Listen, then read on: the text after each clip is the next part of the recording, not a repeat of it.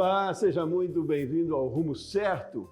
E hoje a gente faz uma edição especial, um pouco mais estendida do que é normal durante a semana. Será uma edição de quase 1 hora e a gente vai tratar nesta edição sobre inovação. Bom, os Estados Unidos, a Suíça, a Dinamarca, esses países estão à frente quando se fala de inovação, principalmente se tratando do índice da economia. O Brasil, segundo o Índice Global de Inovação, está na posição de número 54, 54º lugar. O porquê, qual a justificativa, o que precisa ser feito, como as empresas podem inovar também, são temas que a gente vai trazer no programa de hoje então. E aqui comigo para essa conversa, a Rafael Costa. Rafael é especialista no assunto. Rafael, seja muito bem-vindo. Obrigado pelo convite, Sebastião. É um prazer estar aqui com vocês. Falar um pouquinho da inovação, explicar um pouco aí o que o Brasil tem feito e como que a gente pode melhorar todo este cenário de inovação no país como um todo. Eu atuo com mecanismos de fomento à inovação há 10 anos, que é basicamente o tempo que a FI Group, que é a empresa que eu represento, está aqui no país. A FI Group é uma multinacional presente em mais de 14 países, mais de 20 anos de experiência, atuando com mecanismos de fomento à inovação. Então, nos mercados onde a gente atua, nós nos aproximamos das empresas que precisam ou fazem algum tipo de inovação para ajudá-las a potencializar os ganhos com a inovação e como buscar mecanismos, geralmente governamentais, para viabilizar o risco do desenvolvimento de uma inovação. Eu acho que essa é uma ótima introdução sobre o que eu faço, sobre a nossa companhia. Ótimo, bastante sucinta, e eu sei que você tem muito conhecimento, muita experiência no assunto. A gente vai trazer essa discussão para cá hoje. E antes eu queria saber de você, do cenário que a gente tem hoje quando se fala de inovação, né? Você viu que no início eu dei um dado bastante genérico do índice global. Queria que você explanasse um pouco mais sobre o que é o índice global, quão importante ele é e por que a gente está nessa posição de número 54 em relação a outros países. Já estivemos melhores, mas também já estivemos pior, né? Qual é a situação, qual é o cenário que a gente tem hoje? Claro, o Índice Global de Inovação é um indicador que trata... Existem alguns detalhes, mas existem 3 indicadores importantes, né?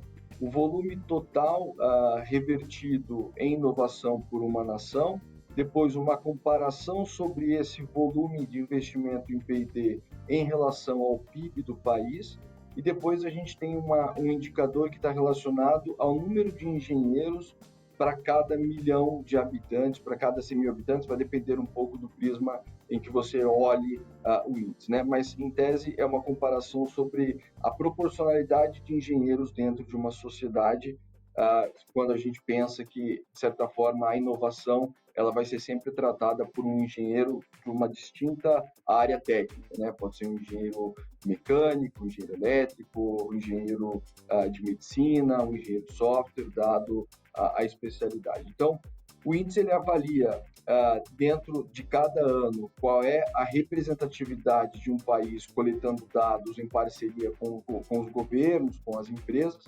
É uma pesquisa feita de uma maneira muito ampla. Isso é consolidado nessa base, é feito todo esse relatório e isso é disponibilizado, né? O índice ele é um parâmetro muito bom para a gente entender, sobretudo, quais são os pontos fortes que uma nação vem tendo, sobretudo nessa questão desses indicadores de proporcionalidade de investimento sobre o Produto Interno Bruto, sobre o PIB, e também o número de engenheiros que a gente tem atuando nesses projetos de inovação. Então, é sem dúvida um indicador muito importante para a gente entender qual é a capacitação, qual é a dinâmica que projetos técnicos dentro das companhias acabam tendo essa relevância no cenário nacional. Agora, também é fato que hoje no Brasil, e a gente atuando com essas empresas que desenvolvem inovação há algum tempo, muita da inovação desenvolvida ela não é percebida ou tida como inovação, né? Então, se a gente pega até o conceito de inovação que vem do Manual de Oslo, que é uma literatura específica sobre a definição de projetos inovadores, ou mesmo conceitos de pesquisa e desenvolvimento, que são etapas inerentes ao processo de inovação que estão contidas no Manual de Frascati, a gente vai perceber que vão existir vários níveis de pesquisa básica, pesquisa aplicada e desenvolvimento experimental. E para você desenvolver uma inovação, não necessariamente você precisa inventar algo totalmente disruptivo para o mercado, disruptivo para o setor. A inovação ela pode ser incremental, ela pode ter um viés competitivo. Elementar que ela precisa trazer algum efeito novo para um produto, para um processo e para um serviço. Então, quando a gente conceitualiza e entende que a inovação tem uma amplitude mais competitiva do que disruptiva por si só nesse cenário econômico, a gente percebe aqui no trabalho que a gente faz que existe uma série de projetos e iniciativas que acabam não sendo mapeadas como inovação, tá? Então, claro que acredito que em outros países isso também deva acontecer, só que eu acho que no Brasil a falta, e a gente tem trazido isso muito como pauta nessa melhoria que eu acho que a gente vai comentar aqui durante a entrevista, a pauta de tecnologia, processos, conhecimento, tem ajudado sobremaneira as companhias a melhorarem esse mapeamento da inovação como um todo. Então, eu acho que no Brasil, se a gente seguir numa política pública de fomento à inovação, mas também uma política empresarial, de seguir entendendo que a inovação ela é super importante para produtos, processos e serviços. E a gente teve recentemente a própria pandemia que trouxe à luz a necessidade de você inovar mesmo quando você não muda o seu produto, mas muitas vezes como você disponibiliza o seu produto no mercado, né? Então, eu entendo que já era cultural das empresas desenvolverem inovações competitivas, até porque sem competitividade você não se mantém, você não é perene no mercado.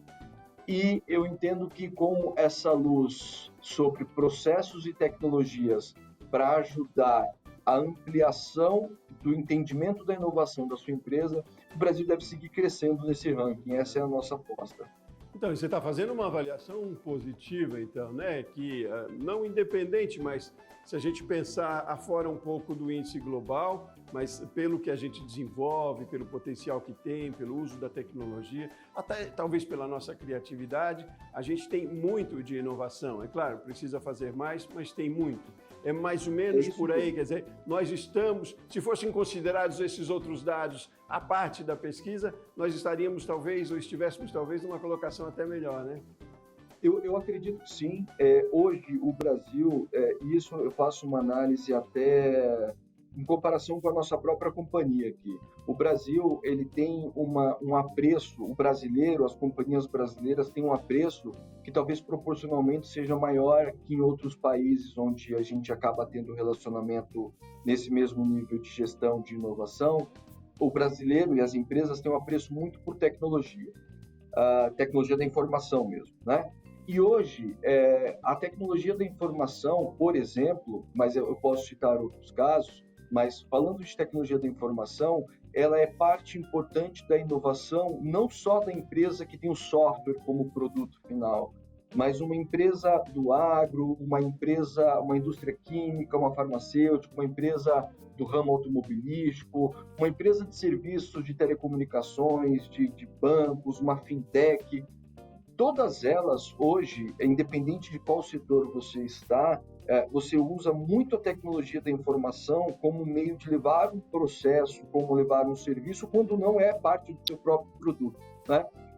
E eu percebo que ainda existe um espaço muito grande de mapear essa inovação balizada em tecnologia da informação como uma inovação de produto, uma inovação de processo. Então, já é hoje uma realidade que parte significativa dos projetos que a gente acaba identificando para fins do trabalho de gestão de incentivos à inovação que a gente faz aqui, uma parte significativa desses projetos já é de tecnologia da informação, mesmo quando a gente não está falando de uma empresa de software por si, e eu entendo que essa é uma vertente que seguirá crescendo, é normal, né? Acho que assim, em qualquer ramo da sociedade, você percebe que a tecnologia da informação hoje é elementar, tá? Então, eu entendo que isso seguirá sendo um potencial para a gente seguir sendo uma crescente no índice de inovação nos próximos anos, E para terminar essa parte, eu concordo que hoje, foi o que você colocou na tua pergunta, existe uma série de projetos não bem mapeados ainda, o que eu entendo que possibilitaria o Brasil, quiçá, estar numa posição melhor nesse indicador. Porque a tecnologia da informação, acaba sendo, ela é um facilitador, né? Ela pode ser, sim, a essência da inovação, mas é a partir de uma ideia, né? De uma boa ideia colocada em prática, enfim, de processos bem determinados, que a gente acaba já inovando, e aí, evidentemente, que a tecnologia é um facilitador nisso e dá eficiência também, né? Mas voltando um pouco lá ao índice global, porque é importante também para a imagem do Brasil que tenhamos uma posição interessante no índice global de inovação, né? O índice avalia quantos países no mundo e que critério ele faz de quantidade de países que ele coloca nessa competição, digamos assim. E por que a gente não está numa posição melhor, ainda assim, dentro dos critérios que o índice global estipula? Qual é a massa, né? Quais são os parâmetros para considerar um país? Esse é um ponto que eu acredito que você talvez consiga identificar dentro da própria base da OCDE, né? Porque hoje eu não tenho a total certeza de onde o índice se baseia para identificar os países que devem participar da pesquisa, né? Mas onde a gente percebe que há uma intersecção muito forte dos países que constam na OCDE, não necessariamente membros da OCDE, mas que têm alguma relação com a OCDE, o próprio Brasil tem isso através do Manual de Frascati, que é esse manual base para conceitos de P&D. A gente sabe que a base mais importante para essa medição do índice de pesquisa e desenvolvimento e que, por conseguinte, trata da inovação, são os países que têm algum tipo de contato com esse material da OCDE, que é o Manual de Frascati, né? E depois, os indicadores são uma série de análises que são feitas, mas que todas elas vão confluir principalmente em 3 pontos, né? Que foi aqueles que a gente comentou aqui no começo da entrevista, que são a proporcionalidade de técnicos, de engenheiros, e quando a gente fala de engenharia, a gente não entende engenharia por si só como a nossa engenharia civil, elétrica ou mecânica. A gente trata o termo engenheiro como um pesquisador, um técnico de uma determinada área de atuação. Eu até comentei aqui uma área médica, uma área de tecnologia da informação, uma área matemática, uma área física, o que quer que seja, tá? E depois a gente tem a própria proporcionalidade do que é identificado como inovação gasto numa nação ante ao produto interno bruto daquela nação. Claro, e depois existem algumas... Esse é a equação base para essa definição do ranking, né? E depois existem alguns estudos que estão mais relacionados à própria capacitação dos pesquisadores, a participação de universidades e institutos de pesquisas em parceria com o setor privado, porque é elementar que quando a gente trata de pesquisadores e técnicos trabalhando nesses projetos de inovação, é importante que a gente também traga uma luz de qual é o nível de parceria que existe entre o setor privado e o setor público. O setor privado sendo a empresa que necessita dessa competitividade para o desenvolvimento da inovação e o setor público sendo, digamos, o formador de técnicos através de institutos de ciência e tecnologia e universidades. Então, também se faz uma análise dessa preparação, dessa formação de pessoas até para a perenidade da inovação do país, né? Então, eu acho que a gente pode tratar o balizador ou as variáveis que são mais importantes para essa pesquisa, mais ou menos nessa linha. Pois é, e aí nesse sentido nós já estivemos melhores, né? Essa relação, nessa parceria entre público e privado também, né? Nós já estivemos numa colocação melhor no índice, né? A gente carece muito ainda de políticas públicas, Rafael? Olha, vou até colocar em 2 pontos diferentes, né? Quando a gente fala de políticas públicas, a gente poderia estar tratando inicialmente dos incentivos governamentais à inovação Eu acho que isso no Brasil ele tem sido uma política pública consistente, muito por conta de que as empresas vêm aderindo, vêm se estruturando para usar isso de uma maneira mais perene, mais forte, tem se tido cada vez mais conhecimento dessas políticas públicas, mas a bem da verdade é que a principal política pública de fomento à inovação que a gente tem hoje no Brasil, que é a Lei do Bem, e é a principal porque é a mais abrangente no aspecto setorial, ela carece de algumas ampliações no que tange ao mecanismo tributário dela, né? Em resumo, a Lei do Bem hoje ela acaba tendo essa limitação de que somente empresas que oferem lucro fiscal num exercício, elas podem usar o incentivo, o que acaba sendo um contrassenso. Quando você pensa numa política pública de fomentar a inovação, não teria uma fundamentação você vincular isso a uma lucratividade tributária dentro do exercício, né? Então, existem países, por exemplo, mais bem ranqueados do que o nosso, como a Espanha, e eu trago a Espanha sempre como um parâmetro de comparação interessante, porque o incentivo é assaz parecido com o brasileiro, mas existe algumas melhoras que a gente tenta justamente propor para que a gente caminhe nesse sentido, que é não existe essa limitação tributária, ou seja, o país mesmo, a empresa mesmo quando ela tem prejuízo fiscal dentro de um exercício, mas houve um investimento com inovação, ela consegue carregar esse investimento com inovação para o próximo ano em que ela ofira lucro fiscal e a partir de então ela pode usar essa dedução total plurianual dentro de uma base para fins de dedução do que seria o imposto de renda dela na Espanha, por exemplo, fazendo uma analogia com o nosso. Então, e eu acho que a gente vai falar mais aqui sobre os incentivos à inovação, porque eles são peça fundamental nesse crescimento,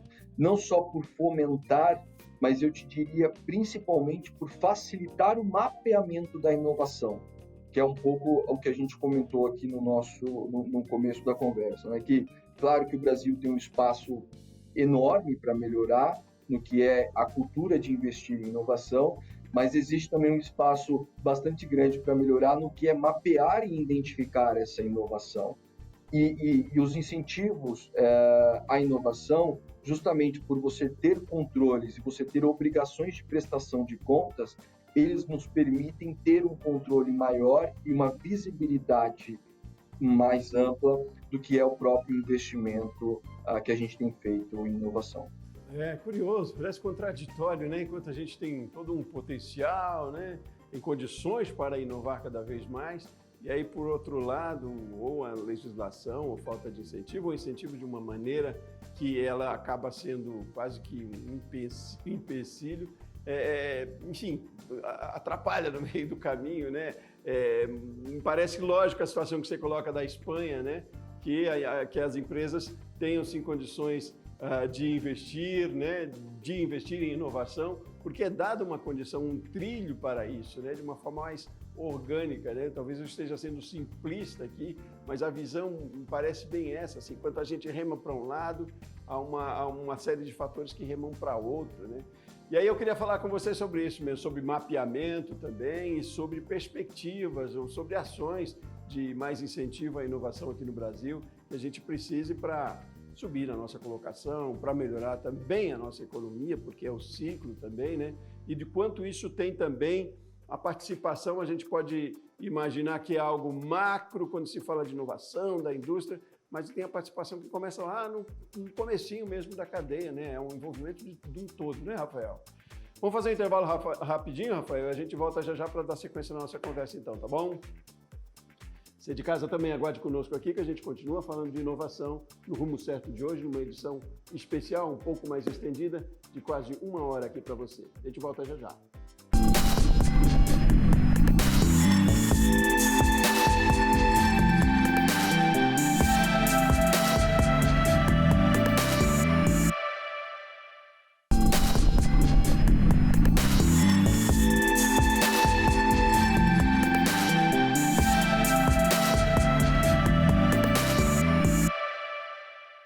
Muito bem, estamos de volta com o segundo bloco do Rumo Certo de hoje, nessa edição especial, você sabe, quase uma hora de conversa, uma conversa muito boa, importante, interessante. Hoje a gente está falando de inovação, que chega aí na sua empresa, é claro, também uma iniciativa com uma ação de inovação que pode ser uma solução para o seu negócio, que pode, aliás, incrementar o seu negócio e também para a economia como um todo, não é? Então está aqui comigo o Rafael Costa, especialista no assunto. A gente fez nesse primeiro bloco quase que um panorama, né? A gente falou do cenário, que a gente tem um cenário mundial, inclusive, da participação do Brasil no Índice Global de Inovação. E aí eu entro no segundo bloco agora, Rafael, explorando um pouco mais sobre essa questão que você chamou a atenção antes da gente fazer o intervalo, sobre a necessidade de se mapear bem, né, as ações, enfim, o que se tem de inovação no Brasil, as empresas, e também quais as perspectivas que a gente tem, o que precisa se fazer para ter melhores condições de incentivo à inovação na indústria e nas empresas brasileiras. Perfeito. Bom, eu acho que seria legal, antes até de a gente falar sobre mapeamento, sobre potencializar os ganhos com inovação, a gente talvez até como inovação é um termo muito amplo, né? A gente pode pensar em inovação, claro, sempre vai pensar no conceito mais elementar do próprio termo, que é algo novo. Só que quando a gente pensa isso no ramo empresarial, eu acho que seria importante a gente dar uma conceituada, né? A inovação e até essa citação que a gente vai tratar aqui agora, ela acaba sendo base para a definição de alguns incentivos que existem aqui no Brasil e existem em outros países, para que você consiga, de certa forma, classificar um projeto como inovador. Então, a gente pode pensar na inovação para esse fim empresarial como a criação ou uma melhora incremental de produto, processo ou serviço, desde que isso tenha alguma melhora tecnológica nesse produto, processo ou serviço. Então, o conceito de inovação ele vai ser sempre muito baseado em atividades que a empresa desenvolva que visem melhorar a sua eficiência ou a sua produtividade e que, por conseguinte, gerem algum tipo de competitividade. Acho que esse é um ótimo start para a gente conceituar que todo projeto que uma empresa desenvolva, e acho que a gente vai concordar que quase todos os projetos, se não todos, deveriam ser dessa forma, eles visam que a empresa seja mais eficiente, mais produtiva e mais competitiva, seja desenvolvendo ou melhorando produtos, processos e serviços. Essa é a finalidade do projeto inovador. Só que existem atividades dentro do projeto inovador que têm risco tecnológico, que são as atividades que a gente chama de P&D, né? Pesquisa e desenvolvimento. Então, as atividades de P&D que vão levar a um projeto de inovação, elas podem ter um risco inerente ao desenvolvimento delas e que, de certa forma, correr este risco pode ser mais ou menos incentivado por políticas públicas. Então, toda empresa, como a gente até comentou aqui na primeira parte do programa, ela vai ter sim um interesse em desenvolver alguma inovação, porque isso a torna mais competitiva no setor, no mercado, no país onde ela atua.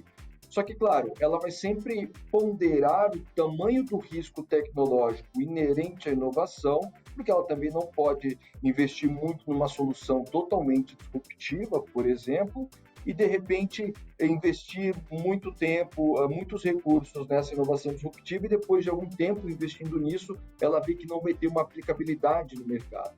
E, claro, uma parte significativa das inovações que a gente vive hoje, elas provavelmente vieram de pesquisas e desenvolvimentos de outros projetos, não necessariamente com um viés já claro da inovação. Inclusive o nome pesquisa experimental e desenvolvimento experimental e pesquisa aplicada é justamente isso, é experimentar conceitos tecnológicos que não necessariamente são inseridos ou determinantes para um específico projeto.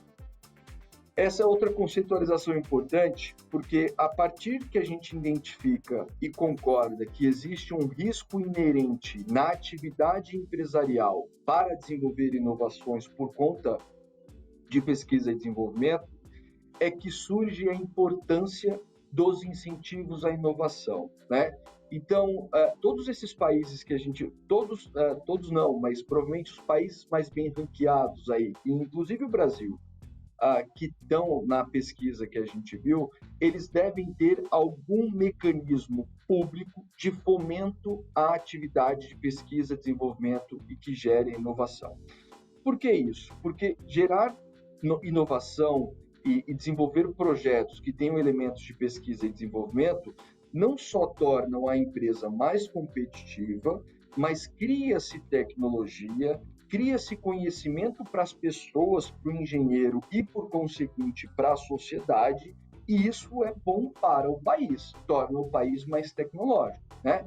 No Brasil, por exemplo, a gente percebe que hoje a gente ainda é bastante dependente de produtos não tecnológicos, né? Do nosso agro, por exemplo, que tem uma tecnologia super importante, nós somos muito tecnológicos no agro, mas a gente ainda é muito conhecido pelas commodities, né? E outros países, de fato, já têm uma vertente tecnológica maior. Então, as atividades de pesquisa e desenvolvimento e inovação, elas precisam, e esses países acabam tendo um sucesso maior, quando existem políticas públicas de fomentar essa atividade de P&D, justamente porque a empresa compartilha esse risco com o governo. Então, por exemplo, você pode ter um financiamento à inovação. Aqui no Brasil, a gente tem a FINEP, que é um órgão super importante nesse sentido, é nacional, que visa disponibilizar linhas de crédito, em alguns casos até subvencionar projetos que contenham elementos de inovação que sejam interessantes para um determinado segmento dentro da política do FINEP. E você tem, por exemplo, a Lei do Bem, que é uma dedução tributária que as empresas podem fazer diante do gasto que elas têm mapeado com inovação. Em grandes linhas, uma empresa que investe em pesquisa, desenvolvimento e inovação, ela pode, identificando esse custo e esse projeto inovador, ela pode deduzir e abater uma parte desse custo para fins do que ela pagaria de imposto de renda, né?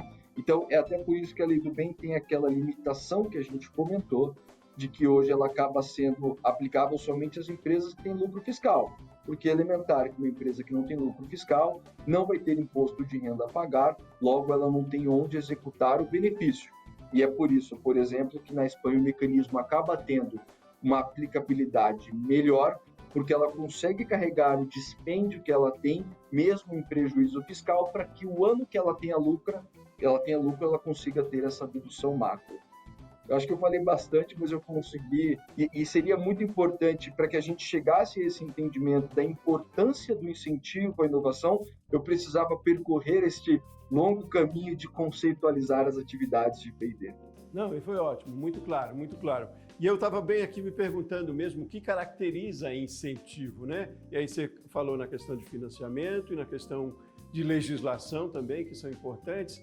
Mas você que está no mercado, tem muito conhecimento, que gargalos a gente tem ainda? Que outras formas de incentivo a gente precisa ainda? Ou mesmo essas sendo aplicadas de formas mais eficientes, talvez, mas que a gente tem uma situação melhor ainda, cada vez mais de inserção de novas empresas, de novas indústrias, de novos projetos nesse tapete de inovação que a gente precisa, né? Porque o incentivo é quase como se fosse além do estímulo, é quase que se fosse um colchão, né, de segurança, principalmente para pesquisa e desenvolvimento, né? Mas ainda, que gargalos a gente tem, o que mais precisa ser feito, que outros mecanismos precisa se construir para que se tenha mais incentivo ainda em inovação?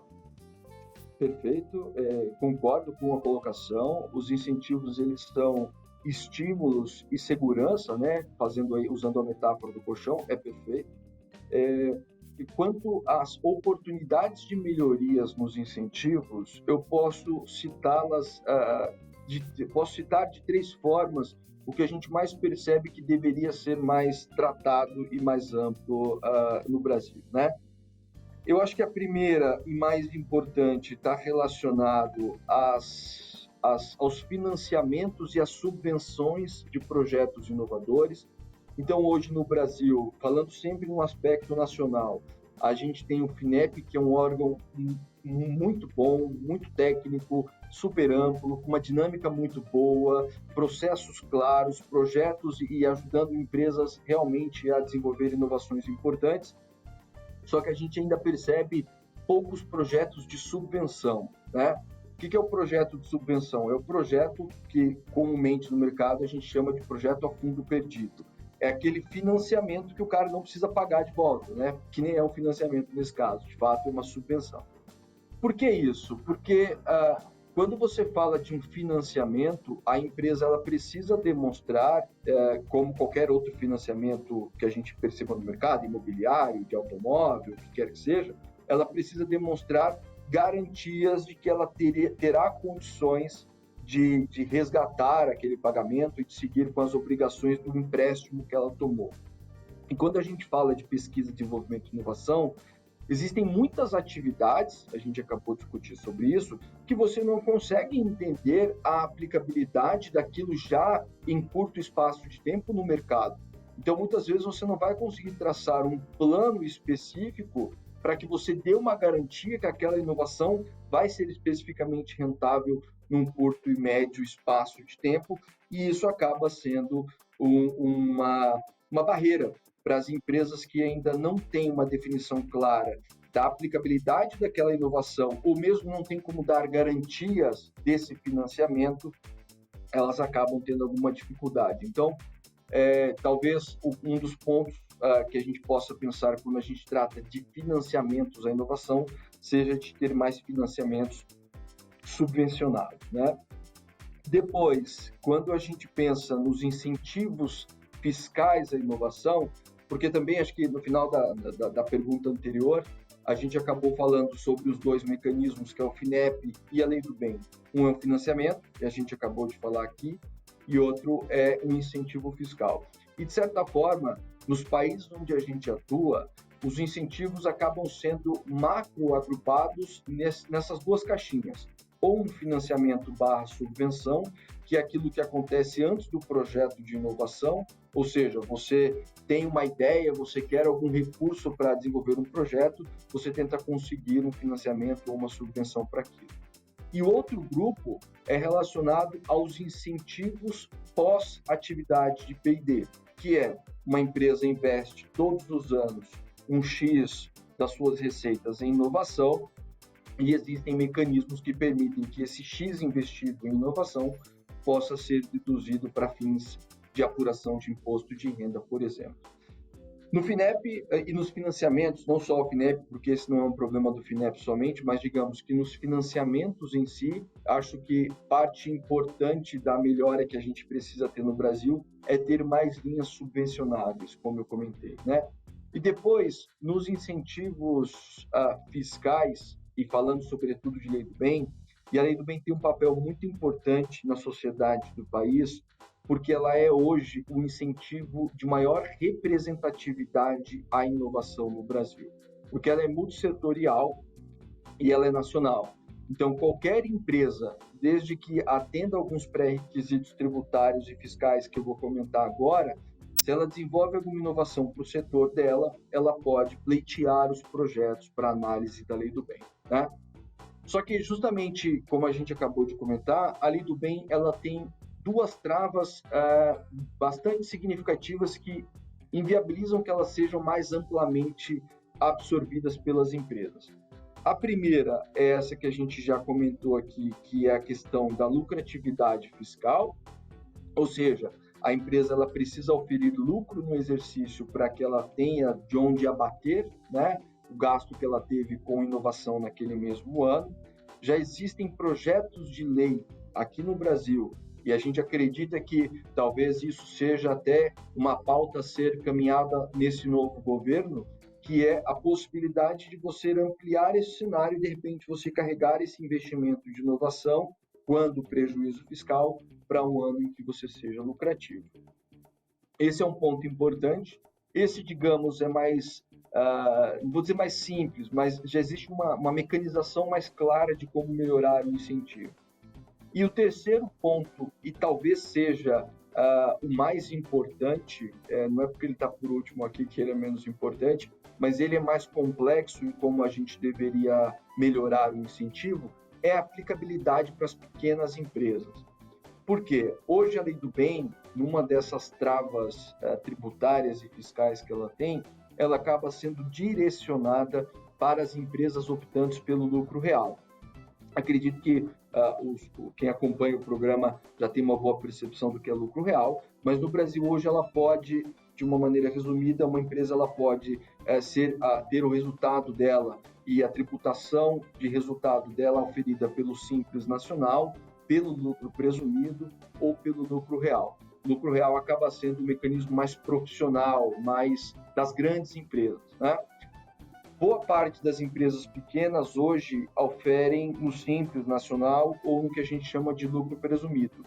E esses dois regimes não são atendidos pela Lei do Bem.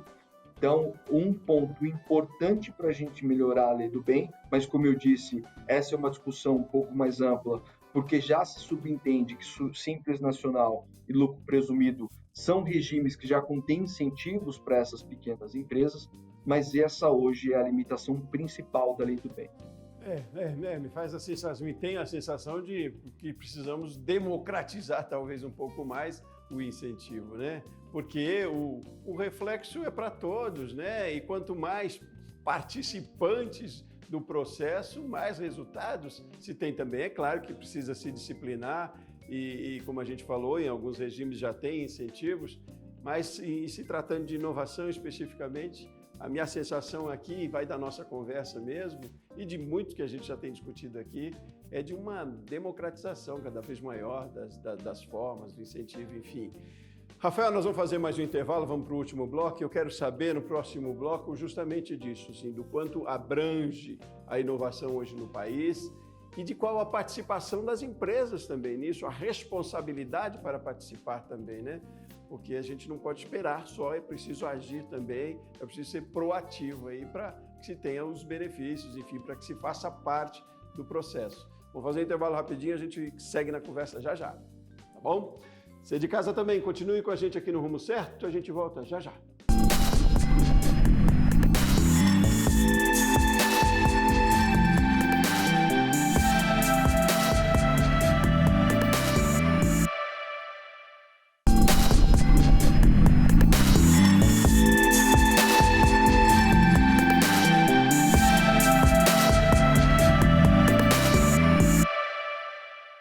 Rumo Certo de volta e agora por terceiro e último bloco de hoje, a gente está falando no programa, nessa edição especial de quase uma hora, falando sobre inovação. Eu recebo aqui nos estúdios, está comigo, aliás, aqui pela internet, pela forma mais, como é que eu diria hoje aqui, de tecnológica que a gente tem para conversar. É claro, aqui nos estúdios também é muito bom, que a gente sempre tem entrevistado, mas hoje a gente tem esse facilitador, consigo conversar com o Rafael, lá de outro estado, trazendo informações para a gente aqui. A gente está falando sobre inovação de forma geral para as grandes empresas, para a nossa economia, o quanto é importante. Terminamos o último bloco, Rafael, falando de uma maneira de democratizar, né, os incentivos, enfim, a forma de fazer com que mais empresas participem também do processo de inovação, que inovem cada vez mais, porque se traduz em eficiência, em competitividade no final das contas. E aí, nesse sentido, eu pergunto também, Rafael, qual é a responsabilidade das empresas para fazer parte desse processo todo, né? Pequenas, médias e grandes, enfim, de todo mundo pode inovar e pode fazer parte, pode se colocar, apesar de, como a gente falava, algumas, não diria restrições, mas algumas regras, determinações das leis que a gente tem hoje de incentivo, como a Lei do Bem que você falou. Mas ainda assim, como eu, enquanto empresário, independente do nível, posso me colocar dentro desse cenário, qual é a responsabilidade das empresas também para que a gente tenha ainda mais eficiência quando se fala de inovação? Perfeito, é um excelente ponto. Eu acho que até agora, e sobretudo nesse último bloco, que a gente pode resumir como a democratização dos incentivos à inovação, a gente falou muito sobre o como ampliar, o como melhorar, quais são os mecanismos de uma maneira resumida. Só que você traz à tona um ponto muito importante, que é a gente acaba sempre olhando quais são as limitações governamentais, a carga tributária alta e tal, né? Mas a gente acaba muitas vezes não olhando, eu digo empresa, né? Os usuários dos incentivos, a gente acaba não fazendo uma autocrítica. E ela é super importante e ela tem que ser feita, né? Então, ainda que a gente possa concordar, de novo, resumindo aqui o que a gente acabou de comentar, que existem espaços importantes para a melhora e que vão permitir que o Brasil siga numa escalada no índice de inovação, o empresário como um todo, e aí eu vou colocá-los, claro, cada um com a sua particularidade, mas desde do pequeno empresário, da startup, por assim ser, da pequena empresa até as grandes empresas, todas elas têm uma importância, talvez proporcional ao tamanho no que é a não identificação ou não desenvolvimento, ou até não conseguir acessar devidamente os incentivos que a gente tem em inovação. Isso passa desde desconhecimento, né? Então, é muito comum ainda hoje, ainda que a Lei do Bem, por exemplo, que seja esse incentivo mais amplo e mais importante no Brasil, ela é uma lei de 2005 e vigente desde o exercício de 2006, ou seja, a gente está aí com 16 anos, né? Vai estar indo para o 17º ano, então é muito tempo, mas ainda assim você vê pessoas e empresas que não conhecem a Lei do Bem, mesmo sendo uma empresa que poderia estar participando. Então, eu acho que conhecimento e também o conhecimento de linhas do FINEP, linhas de BNDES, porque o BNDES também pode ter alguma intersecção com a inovação, e depois linhas estaduais, né? Procurar os seus bancos de fomento regional ou estadual, todos eles têm particularidades, então eu acho que a busca de conhecimento é super importante para que a gente entenda quais são os mecanismos. E existe, o próprio CNI tem uma sub-área dentro do CNI, que é a MEI, que é o Movimento Empresarial para Inovação, e que eles têm um material super interessante sobre incentivos à inovação para todo tipo de empresa, para as pequenas empresas, para as grandes empresas. O Sebrae faz um trabalho de divulgação super importante. Empresas como a F Group também têm participado na mídia, têm participado de parcerias com institutos de pesquisa, sempre nessa vanguarda, nesse objetivo de democratizar, por que não, o conhecimento sobre os incentivos à inovação. Depois de conhecimento, eu acho que o outro ponto que é importante a gente ressaltar também é a maturidade empresarial, e aí essa é uma luz mais para as grandes empresas, médias e grandes empresas, né? Então, hoje a gente fala da Lei do Bem por si só como um incentivo fiscal. E para você usar um incentivo fiscal, haja visto nós, enquanto pessoas físicas, quando temos que fazer nossa declaração de imposto de renda, a gente tem que apresentar uma série de documentação, ou seja, é um incentivo, mas isso requer uma prestação de contas e uma clareza do que está sendo apresentado para fins dessa dedução. E para a Lei do Bem, a gente percebe que hoje, e foi até a pauta lá que a gente trouxe no primeiro bloco aqui da nossa conversa, que era justamente o desconhecimento ou a falta de documentação das inovações geradas dentro das empresas, né? Então, hoje, as empresas desenvolvem inovação, mas uma parte significativa desses projetos acabam ficando sem nenhum tipo de documentação, sem nenhum tipo de rastreio, sem nenhum tipo de evidência, seja ela técnica ou econômica, do que foi feito essa inovação. E essa é uma análise importante da gente perceber, porque nem sempre a inovação ela acontece no departamento de inovação ou de pesquisa e desenvolvimento e inovação de uma companhia.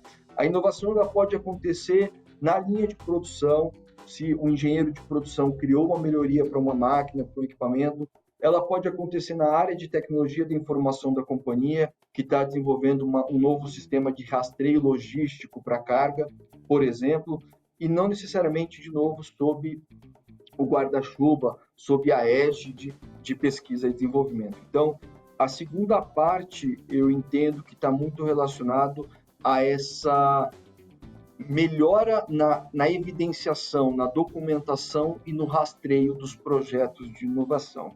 E para isso, também já existem boas tecnologias de como fazer, né? Os próprios softwares de gestão de projetos, entender a inovação como um projeto, e para isso existe até uma ISO de inovação, que te mostra como controlar a ideação de projetos, o como contabilizar o tempo que você passa numa sala com diretores fazendo brainstorming para desenvolver produtos e processos, né?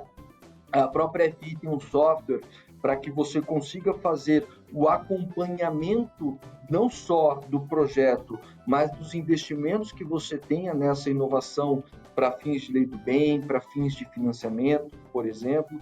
Então, hoje, você já tem processos, você tem ISO que qualifica e certifica processos, e você tem tecnologia. Então, também das empresas darem esse passo para, digamos, tratar a inovação interna como uma atividade que precisa ser discutida como uma outra atividade da empresa, como a produção, como o faturamento, como o RH. Ter pessoas, processos e tecnologia, e essa tríade ser muito bem maturada dentro da empresa para possibilitar não só mais ganhos, mas também, voltando ao cerne aqui, talvez, da nossa entrevista, em como mapear e mostrar que o Brasil faz muito mais inovação. É curioso demais, mas é muito bom ouvir isso, saber disso, porque é mais do que técnica, né, Rafael? É uma questão quase que de postura, é uma questão cultural, né? E quando a gente fala de inovação na empresa, como você diz, não é de um departamento, é do todo, né? A gente está vivendo uma revolução e uma evolução também nas relações trabalhistas e na relação com o consumidor, né? A gente fala desde a produção, desde o produto, desde o serviço, enfim, em todos os processos. É preciso entender isso como um todo, né? A gente tem falado muito isso aqui do engajamento de uma equipe e da visão mesmo. É mais a questão cultural e de postura, né, Rafael? Você falou, a gente tem tanto mecanismo hoje, tem tanta forma, tecnologia tão facilitadora para se colocar em ação um projeto, uma inovação, e precisa pensar que isso também não é um projeto que se instala, né? É contínuo e cada vez mais, né? Todo dia tem que se pensar na inovação e a cabeça estar aberta e a cabeça de todo mundo, né? É mais ou menos isso, a gente está vivendo um momento transformador, onde se fala de relações mais humanizadas, e até nisso a gente pode ter um belo projeto, enfim, uma bela ação de inovação, né? Começa até no recrutamento de pessoal, né, Rafael? É um todo, né? É isso mesmo. Você comentou um ponto muito bacana e eu acho que vale a pena a gente falar um pouco sobre isso, sobre a perenidade, a continuidade e o aculturamento da inovação, né? Então, o pensar em inovação, que foi algo que você colocou aí, a empresa deveria pensar isso um pouco mais longevamente, é super importante, né? Então, a gente não deveria executar um projeto de pesquisa e desenvolvimento e que gere uma inovação somente quando a gente percebe uma oportunidade no mercado ou quando a gente tem uma dificuldade, quando a gente tem que mudar uma matéria-prima. Não. A empresa, todas as empresas deveriam ter, e bem ou mal as grandes já têm essa cultura um pouco mais bem estabelecida, de ter um programa, de ter não só uma área, mas como a gente acabou de falar, ter uma cultura de investir em inovação, né? De executar tarefas de pesquisa e desenvolvimento. Porque é bastante comum que incentivos como esse que a gente falou da Lei do Bem, eles entrem na empresa e bem ou mal depois eles acabam mudando essa vertente para melhor, né? Para o bem ou mal não, sempre para bem nesse caso, para uma vertente mais técnica, mas é muito comum que o incentivo da Lei do Bem, ele acaba tendo uma relevância dentro da empresa, inicialmente pela vertente financeira, ou seja, nossa, eu preciso aqui criar jeitos de recuperar uma parte do gasto que eu estou tendo, né? Então, ele surge pela vertente financeira, de recuperação tributária, mas a gente entende que é muito importante que, ainda que ele surja dentro dessa vertente, que a empresa internalize esses ganhos e use isso como uma ferramenta perene para o desenvolvimento sequencial da inovação dela, né? A gente tem que manter isso.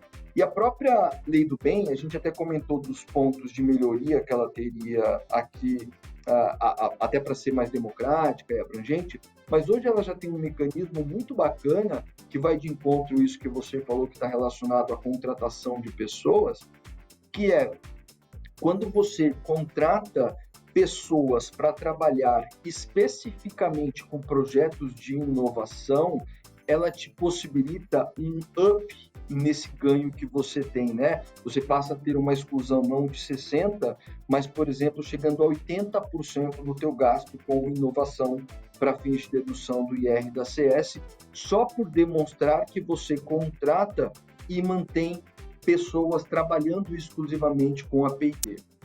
Então, esse é um mecanismo que faz e ele estimula para que as empresas também tenham esse pensamento a longo prazo, de que, olha, eu preciso demonstrar para fins de evidenciação do incentivo da Lei do Bem, que eu não só venho desenvolvendo a inovação perenemente, todos os exercícios, mas eu também tenho uma política de contratação e ampliação do meu quadro de pessoas trabalhando em pesquisa e desenvolvimento. E isso é um mecanismo que funciona muito bem dentro da Lei do Bem, né?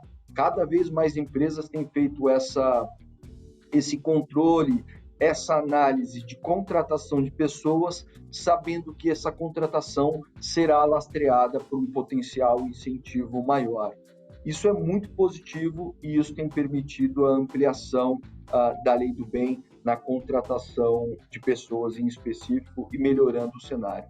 Inclusive, a gente até tem empresas que a gente assessora para a Lei do Bem, que mesmo quando ela tem prejuízo fiscal, ou seja, ela não vai ter o benefício financeiro do incentivo, ela segue apresentando a candidatura dela para o Ministério da Ciência e Tecnologia justamente para ratificar que ela é perene e que a cultura da inovação é consistente naquela empresa e isso possibilita um assentamento de cultura para próximos anos. Ótimo.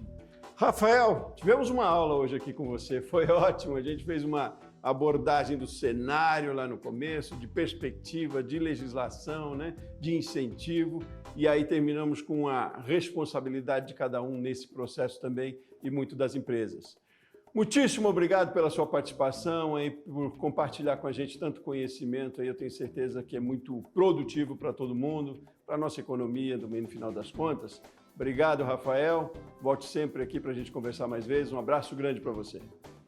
Sebastião, eu que agradeço. Como a gente tratou em muitos pontos dessa entrevista, temos uma responsabilidade na democratização e no conhecimento desses incentivos e tornar o país cada vez mais inovador. Então, toda a oportunidade de participar de programas tão conceituados que nos permitam levar esse tema, a gente vai estar participando com muita disponibilidade e prazer. Muito obrigado. Muito bem. E muito obrigado a você que acompanhou essa edição especial do Rumo Certo de hoje. Eu volto no próximo programa. Um abraço grande e até mais.